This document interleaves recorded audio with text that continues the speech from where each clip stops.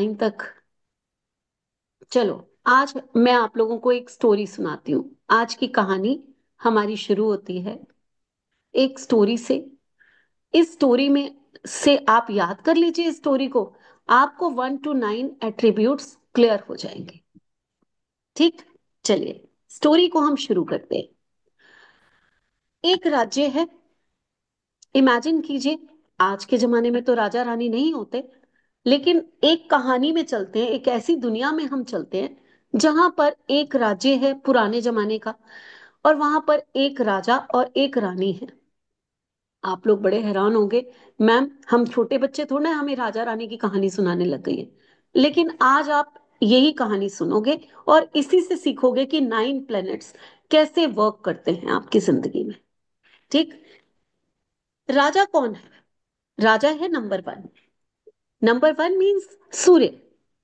ठीक, राजा का क्या काम होता है? राजा का काम होता है अपने राज्य की रक्षा करना, अपने राज्य की मैनेजमेंट करना, रूल्स एंड रेगुलेशन से चलना, सबकी केयर करना, सबको प्रोटेक्ट करना, और अपने पैसों की जो राज्य में उसको खर्चा करना है उसकी मैनेजमेंट करना, पूरी रिस्पॉन्सिबिलिटी लेना।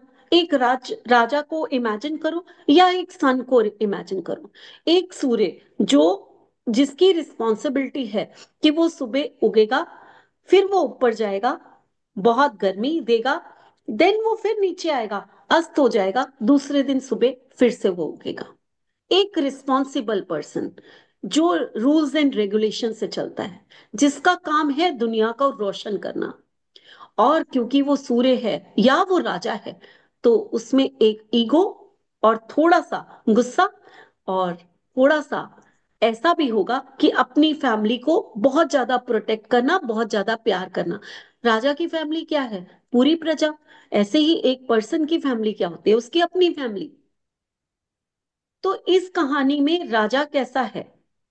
राजा एक ऐसा है जिसको सबकी केयर है। तो नंबर 1 वाला बिल्कुल ऐसा ही होगा। अब राजा है तो उसकी रानी कंपलसरी, ऐसा तो कभी है ही नहीं किसी कहानी में कि राजा होगा और रानी नहीं होगी।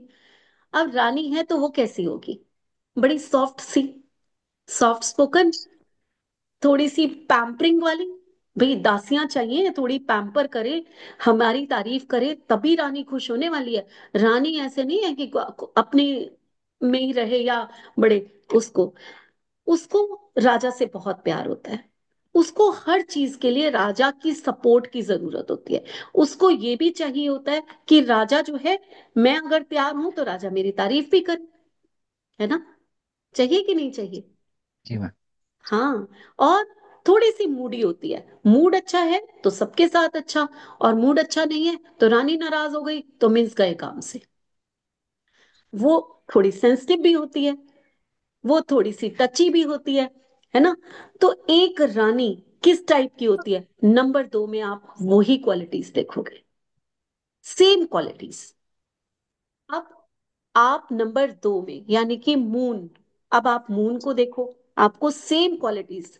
जब आप चंद्रमा देखते हो तो वो एक सुंदर सा, सौम्य सा, थोड़ा चंचल, थोड़ा शांत, आपको वैसा दिखाई देता है। और चंद्रमा कैसा है? 15 दिन घटता है, 15 दिन बढ़ता है।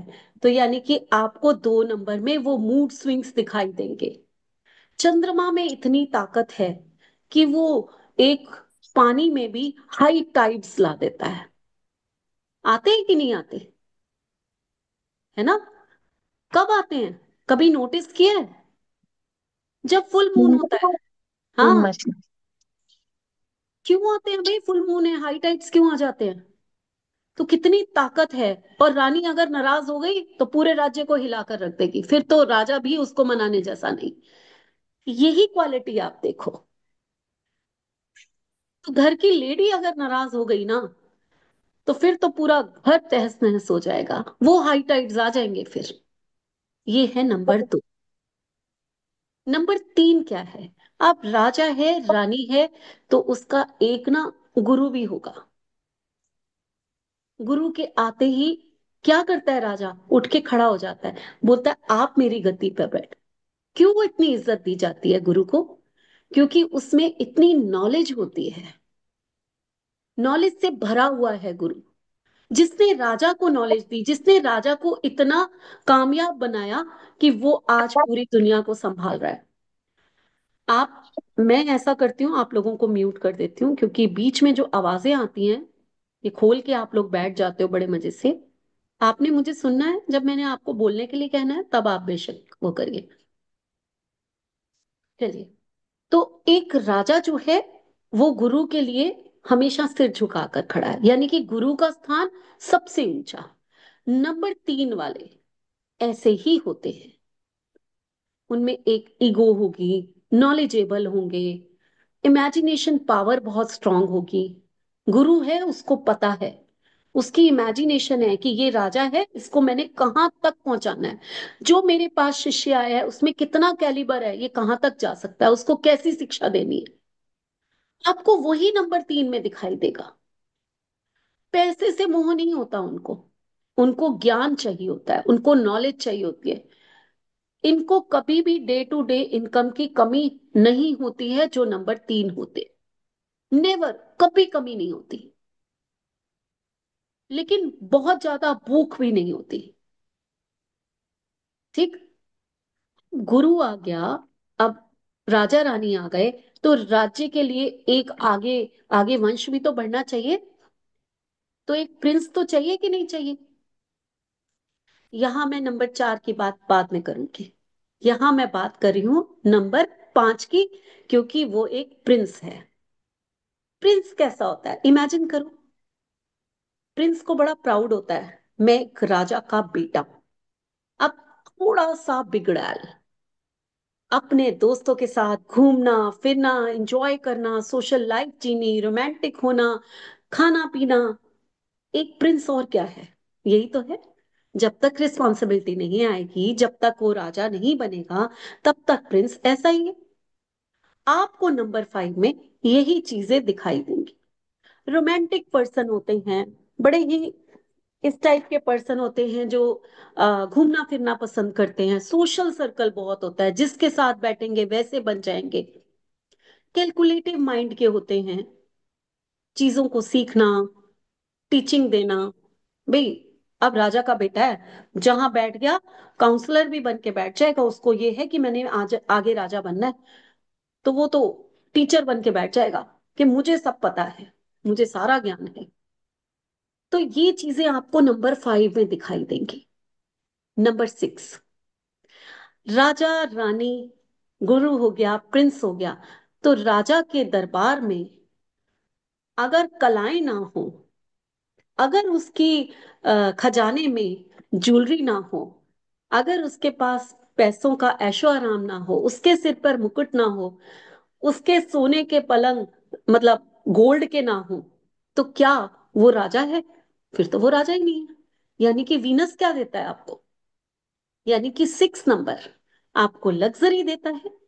वो कलाएं, यानी कि राजा के दरबार में जो नर्तकियां डांस करती, यानी कि आर्टिस्टिक बनाना, वो देगा। एक राजा के दरबार में जो खाना बनाता है, जो कुक होता है, अच्छे अच्छे भोजन बना के लेकर आना, ये वीनस देगा। फूडी लोग बहुत अच्छा खाना बनाएंगे, आर्टिस्टिक पीपल, ब्रांडेड लोग, खाने पीने का शौक, साथ में सजने का शौक, साथ में घूमने का शौक, रोमांटिक पर्सन। तो ये सारी पर्सनैलिटी एक आपको नंबर 6 में दिखाई देगी। फैमिली ओरिएंटेड, ठीक है। तो ये सारी पर्सनैलिटीज आपको नंबर 6 में दिखाई देंगी। जब राजा जरूरत से ज्यादा आर्टिस्टिक हो जाए, जब राजा जरूरत से ज्यादा ऐशो आराम करने लग जाए, तो उसका एक मंत्री होता है, प्रधानमंत्री, जो क्या कहेगा, राजा ध्यान से, राज्य की रक्षा करनी बहुत जरूरी है, तुम अपने काम से भटक रहे हो, रूल्स रेगुलेशंस में चलो। कौन है वो, जो आपको एक अच्छी शिक्षा दे, बुद्धि दे, आपको सही रास्ते पे चलाए, आपको याद दिलाए, नहीं तो तुम्हें सजा मिलेगी। वो है शनि, यानी कि नंबर 8।